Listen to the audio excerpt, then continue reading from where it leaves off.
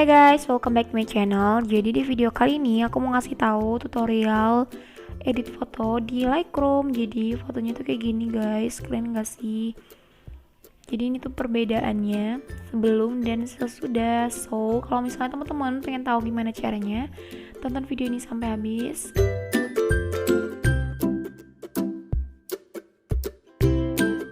Jadi yang pertama kita buka aplikasi Lightroom dan di pojok kiri kanan bawah itu ada tembakan foto. Kemudian kita pilih foto yang mau kita edit.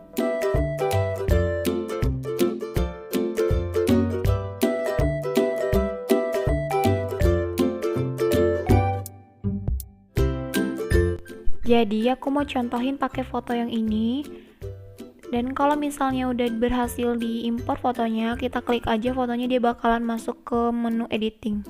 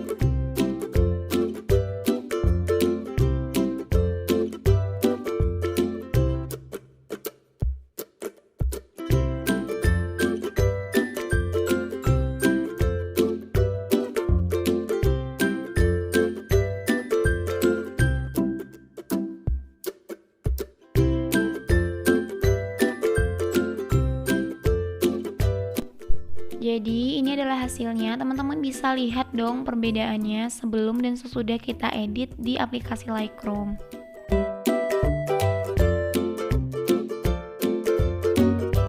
Sekian dulu videonya untuk kali ini, semoga video ini bermanfaat.